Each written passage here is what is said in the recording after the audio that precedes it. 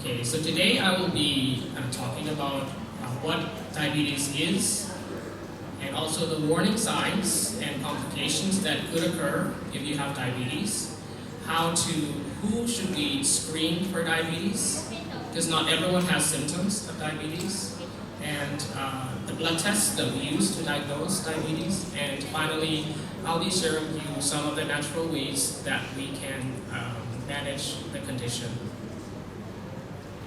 So what is diabetes? Can any one of you answer? Is it high blood sugar or low blood sugar? High blood sugar, yes. So diabetes is a condition that happens when our blood sugar or blood glucose is too high, right? So what is sugar? What is glucose? Do you know where we get glucose from?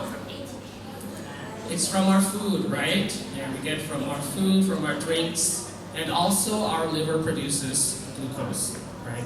So glucose is something that is a substance in our bloodstream, and our body, our cells, needs glucose as a source of energy.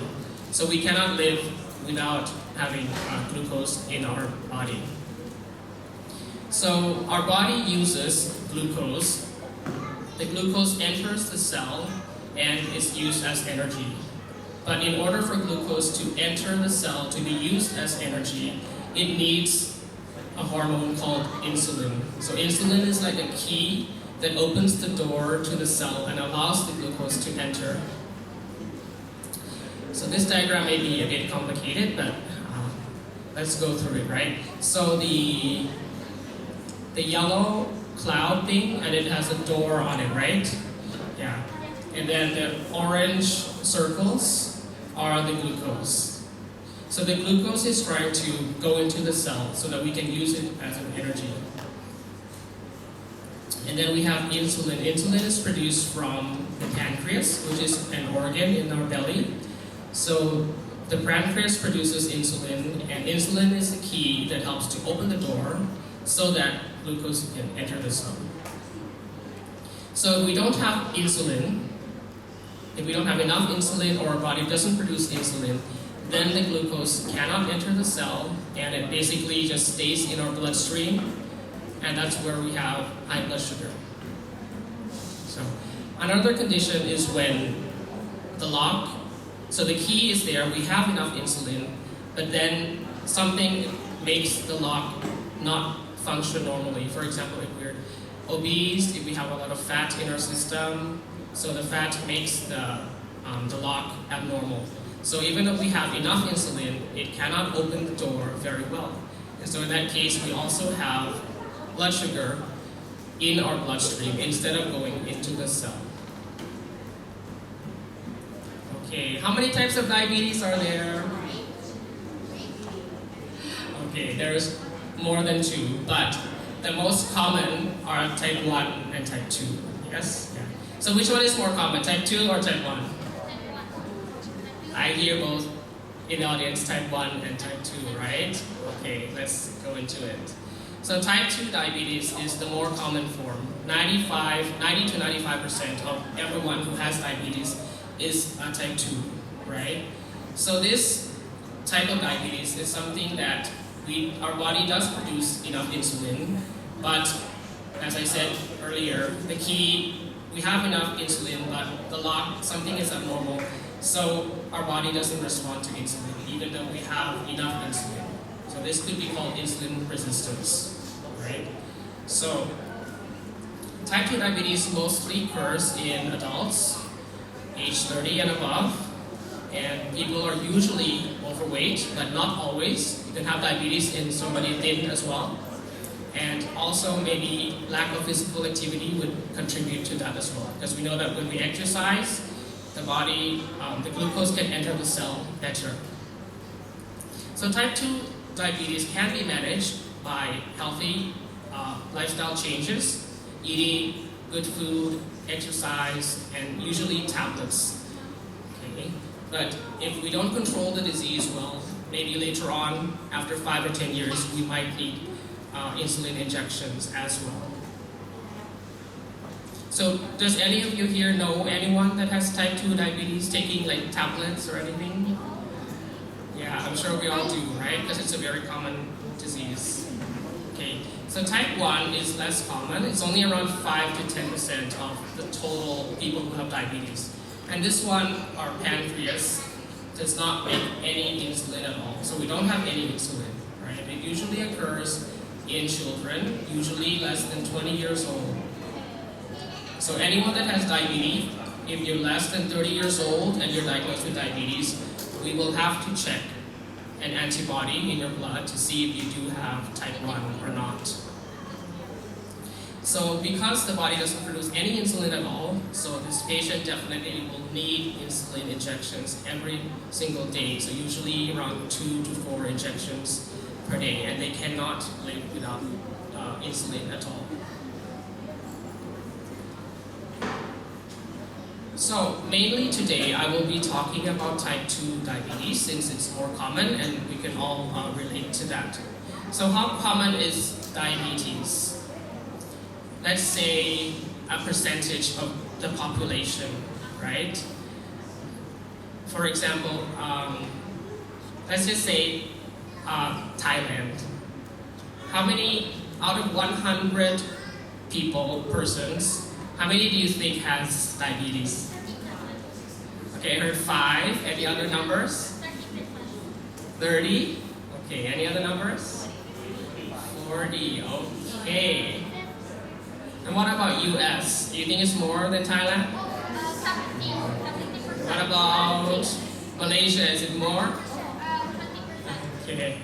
So I searched up some data from the website of the International Diabetes Federation, and we can see that diabetes is very common and is increasing. So in the United States, about 11%, around 11 out of 100 people have diabetes. And Philippines, that's around 8%, Thailand 10%.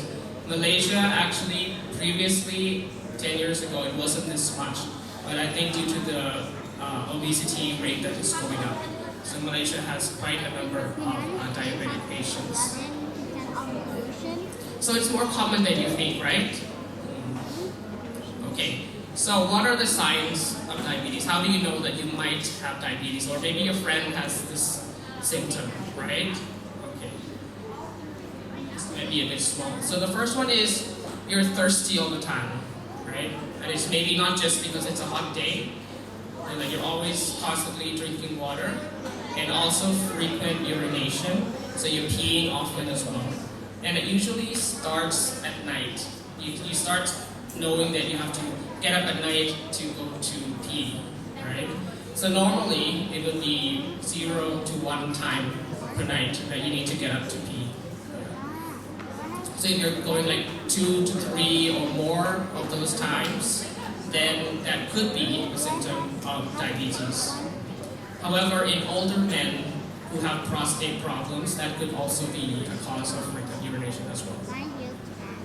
So why are we thirsty all the time? It's because the glucose or the sugar in our bloodstream is excreted through our urine. And then the sugar in the urine pulls out the water out of our body. So that's why we are dehydrated when we have a lot of sugar in our system. Okay, the next one is slow healing cuts and wounds. So if you have a wound that doesn't heal, it's taking more than a week to heal, then that's one symptom of having diabetes. You feel fatigue all the time, you might have blurred vision, and also unexplained weight loss. So if you have any weight loss, it could be diabetes, also maybe a hyper-functioning thyroid gland as well. So these are some of the common symptoms of diabetes. I would say most of the patients would have frequent urination. They would usually come to the hospital because like, I'm peeing all the time, I'm feeling fatigue all the time, can I test my blood sugar? But not all people have symptoms, right? And a lot of us, we might not know what symptoms that diabetes has, right? So that's why we need to screen for diabetes even though we don't have symptoms. And there are some data that up to 30% of people who actually have diabetes, but they never checked, and so they don't know that they have diabetes. So that's quite a lot. So who should we test for diabetes? So in Thailand, anyone who is 35 years and above would be recommended to test not only for diabetes, but also for blood pressure and cholesterol in their blood.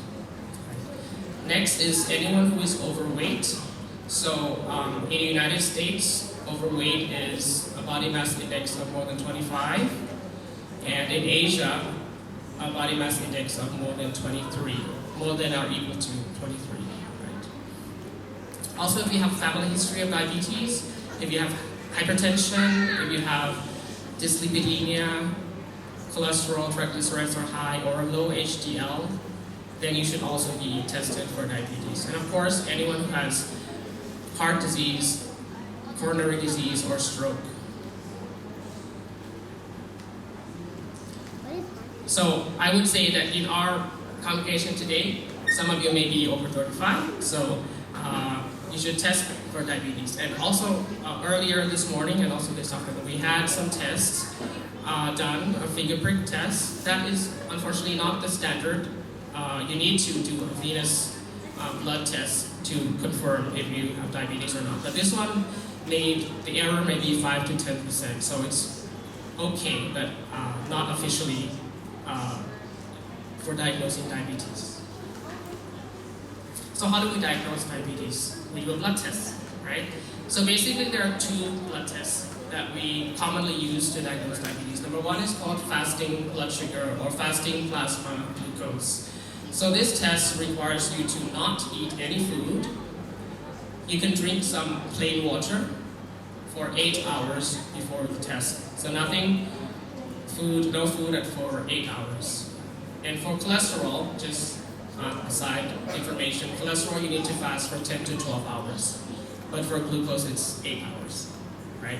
So your blood sugar, after you fast for 8 hours, maybe after midnight, and then do a blood test in the morning, a venous blood test, and if it's more than or equal to 126 milligrams per deciliter, then that's the cutoff point for diabetes. Another test that sometimes is not part of the physical test, like many of us have annual exams, right? The school or your company might do an annual test for you. So they usually do blood sugar, but they might not do the A1C test. So the A1C test, the advantage of it is it actually measures your blood sugar over the past 2 to 3 months. So usually when you go for a blood test, do you eat lots of stuff before the blood test, or do you try to a week before, next week I'm gonna have my glucose tested, so I'm gonna not eat any sweets and stuff like that, right? So that's why when you go for your blood test, your sugar might be good. But in reality, the past 3 months, it might not have been that way. So that's why doing an A1C test or hemoglobin A1C test will be beneficial. Sometimes blood sugar is normal, but A1C is elevated.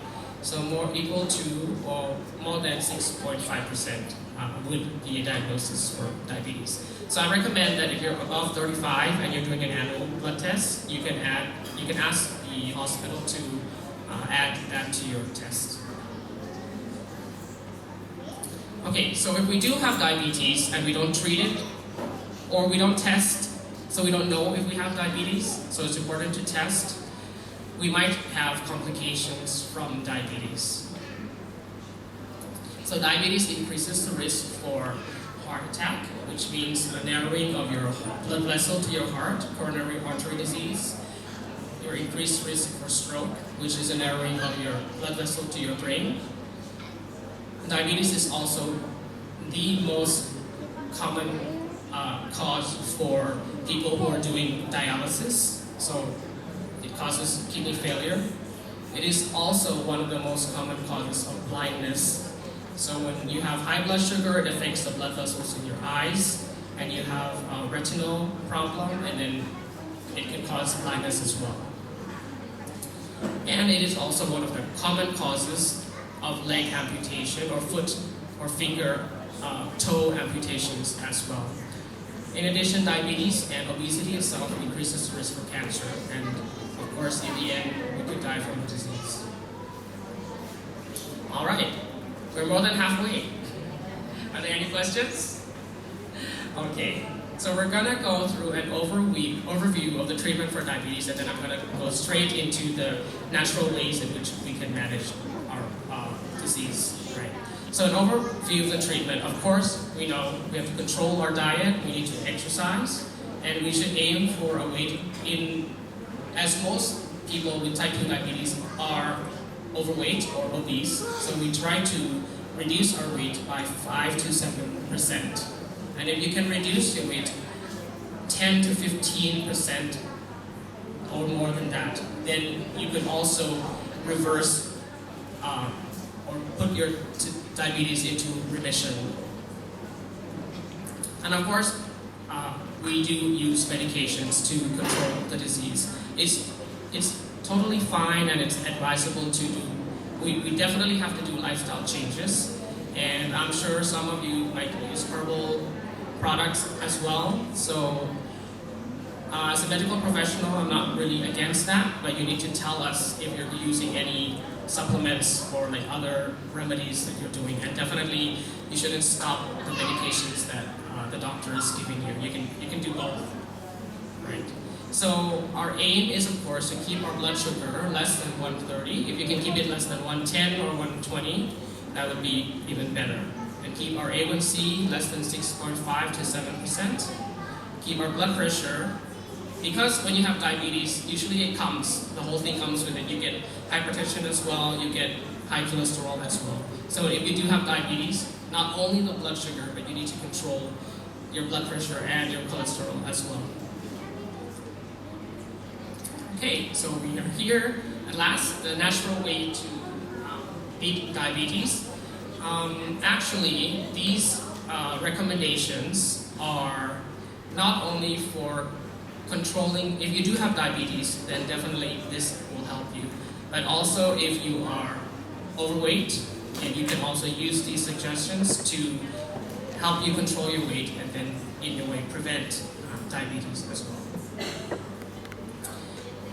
And I'm sure that many of these suggestions, many of us already know, and we are very blessed to have the health message in our Adventist church.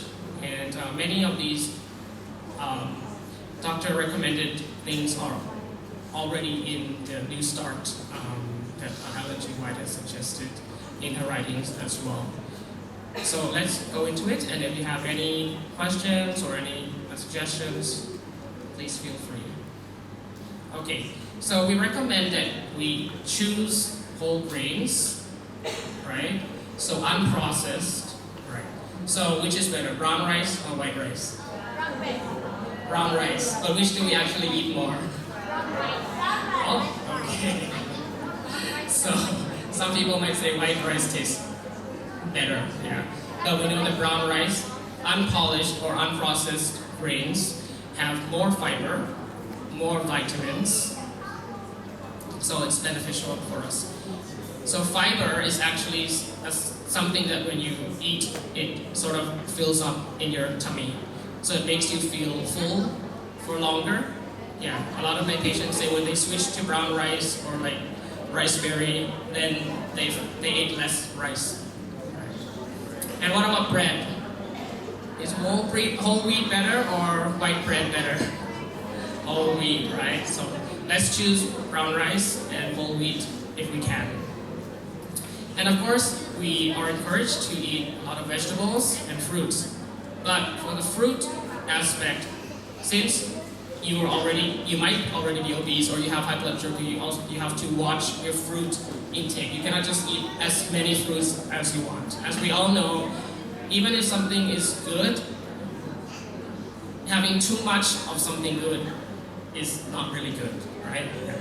So fruit, we know, has a lot of sugar. Even though it's natural sugar, you might buy something and it says 100% natural, no added sugar, but the fruit itself already has sugar.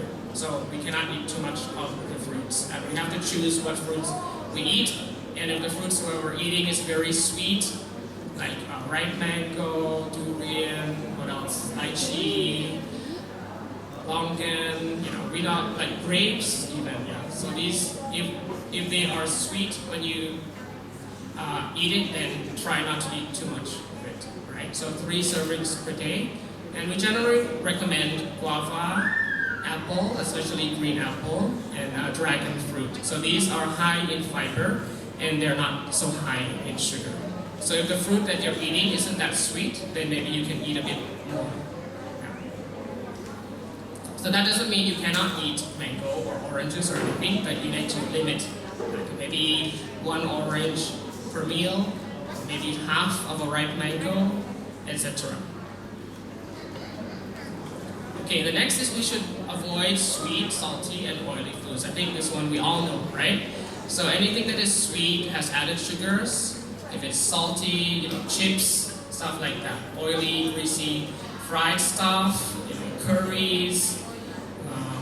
Even if you have to put a lot of coconut oil or any kind of oil, we should try to limit the amount of oil that we put in our food.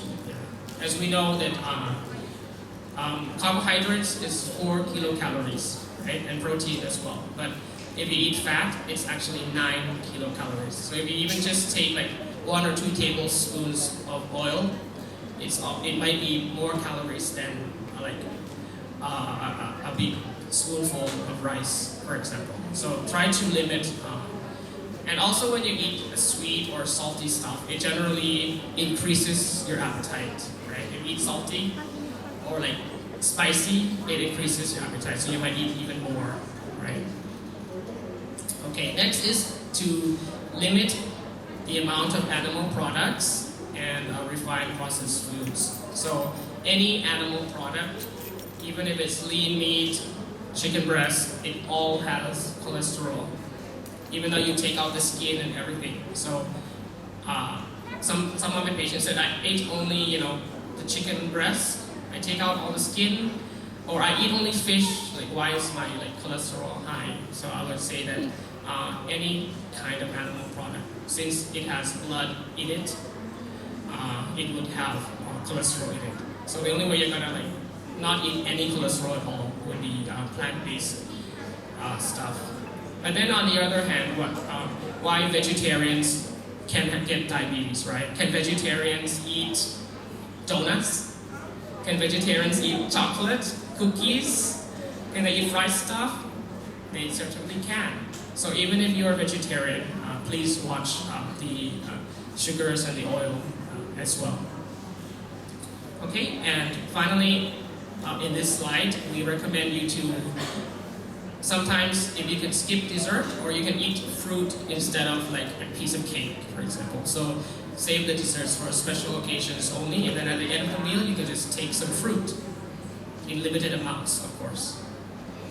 Okay, what about snacks, right? We all love Lay's, chips, all of that. Yeah.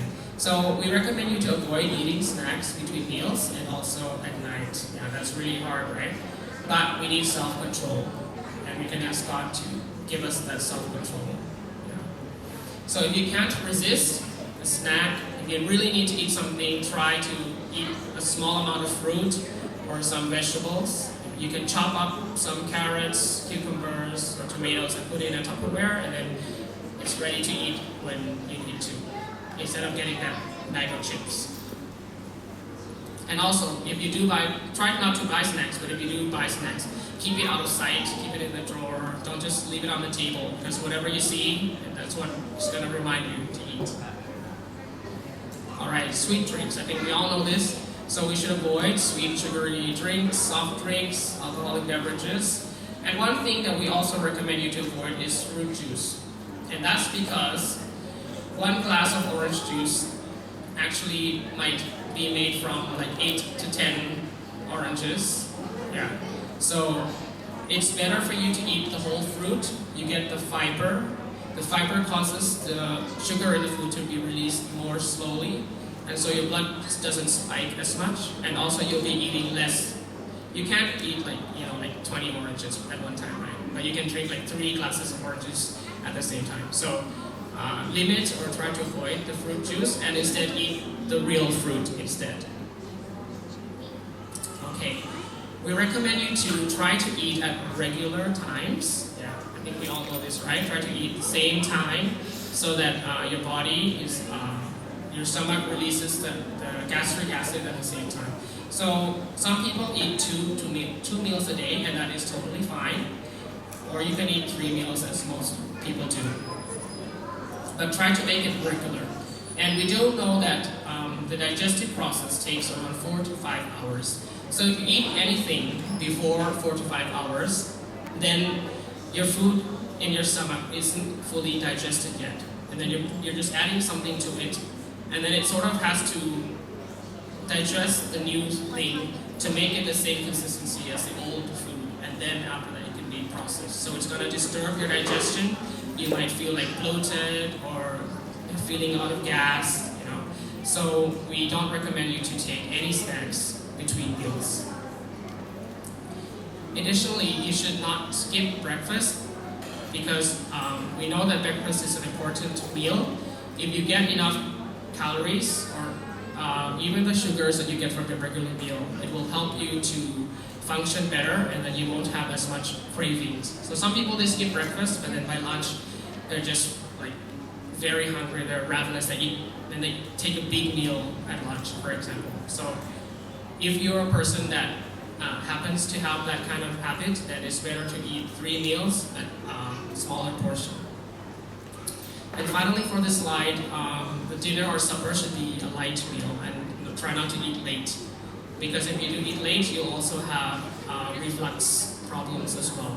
And also your body you're not using energy at night, right? So if you eat stuff, a lot of food at night, a lot of calories at night, then your body's just going to store that. Okay, so how many of us have limited time to eat, right? Sometimes we're rushing, we're in between classes, we have a lot of stuff to do, so we tend to eat quite fast, right? So for those who have, if you're overweight or if you're diabetic, we recommend you to eat slowly. You should chew your food at least, they recommend 10 to 20 times, sort of like the food before you swallow, it should already be like a soupy consistency. And the meal should last around 15 to 20 minutes. You shouldn't eat faster than that. If you 5 minutes and you're already like halfway done with your food, then you need to like put your fork and spoon down, you know. You can take a small walk or whatever. You need to slow down. You know why they recommend 15 to 20 minutes? Because that's the time when your stomach sends a signal to your brain that you're actually full. So if you finish your food before, like for example, in 5 minutes you're done with your food, even though you've eaten enough, but your brain doesn't sense that. So you're just gonna eat like a new plate or yeah. So try, if possible, to eat slowly, chew your food thoroughly, and take your time in eating. Okay. So how many of us, when we eat, we're on our phones, looking at Facebook, checking our live messages on YouTube, right? So that's one thing that they ask you to avoid because it distracts you from your meal. You're not really tasting what is there. Your mind is somewhere else, and then I've already finished, but I'm still hungry, so that you eat more, right? So they want you to chew slowly, concentrate on your food, think about what you're eating, how it's tasting, and then when you feel that you're almost full, like 80% full, then you just stop. They don't want us to eat like all the way until you're like really, really full, okay? So just 80% if possible. Okay, and when you don't have enough time to eat, you can either skip that meal or just try to control. But when you're in a hurry, then you tend to eat more, yes? So try to eat slowly and reduce the amount of food. And also, a lot of us, when we feel nervous, we're stressed, then we tend to eat more. We tend to eat like the bad stuff, right?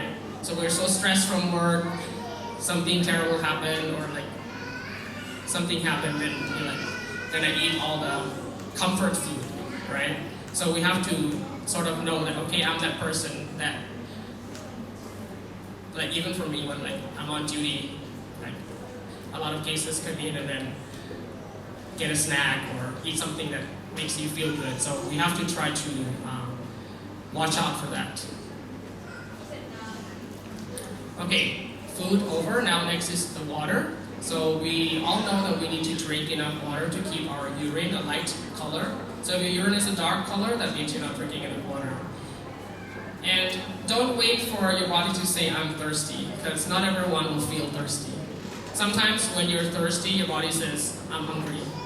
So if you're hungry and you want a snack, please drink 1 or 2 glasses of water before that, right? And so we all know that we need, so at least 6, but generally we recommend 8 to 10 glasses of water and around 2 to 3 liters per day. And if you're in a humid tropical country like Thailand, you might need even more than that. Okay, we're almost done.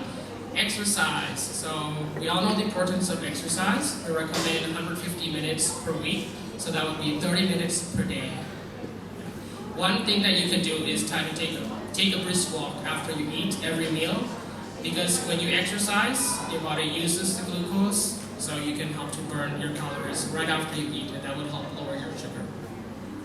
So these are some examples of the exercise that we would like you to do. So you can do walking, biking, running, any kind of sport. So if you are obese, you might have, your knees might hurt or your back hurts, or if you're elderly, just doing regular walking is fine. We actually recommend walking as one of the main forms of exercise. Also, if you're not doing sport, you can do housework, gardening, washing. Those also burn calories as well. So if you're doing house chores or anything, that burns calories as well. Okay, and finally we have something about sleep. So we all know that we need 7 to 8 hours per night. And we don't want you to go to sleep late. So if you sleep like from 2 a.m. until lunch, so you're getting like 10 hours, that's not going to be the same, right? So you need to go to bed by around 10 p.m. Yeah. So there's a saying that the quality of sleep before midnight is twice as good as the quality of sleep after midnight. So if you sleep after midnight and you sleep the whole day, it's still not, you're not going to feel as good. Your body's not going to get the same kind of rest if you sleep before midnight. So try not to go to bed late. Okay, so to summarize, diabetes is a common disease. It can occur at any age. You don't have to be fat, you don't have to be obese. Even if you're thin, you need to screen for diabetes. So if you have any risk factors, you need to check 2 of these blood tests. Number 1 is called the fasting blood sugar test, or fasting plasma glucose. You need to fast for 8 hours before the test, and also do an A1C test. And you need to remember that healthy lifestyle changes can help prevent, control, and even reverse diabetes. Okay, the last 2 slides. So we're coming back to New Start, which is the health message based on Ellen G. White's writings. So New Start, N is for nutrition. So do whole grains, brown rice, whole wheat bread, fruits in limited amounts, and try to eat low fat. Next is exercise. We need 30 minutes per day. Water, we need 8 to 10 glasses per day. Keep your urine clear and pale color.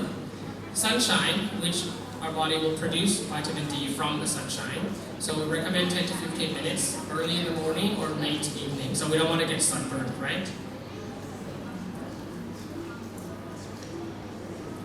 Okay, T for temperance. So self-control, we need to eat smaller portions, resist the urge to snack, and limit online time, especially during our meal times.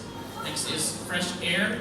So it might be a little difficult in the city, but if you go to parks or if your area has lots of trees, that would be good. You can objectively do deep breathing exercises or meditation. Okay, rest, we talked about that. Not only daily rest, but also there are studies that have a weekly day off.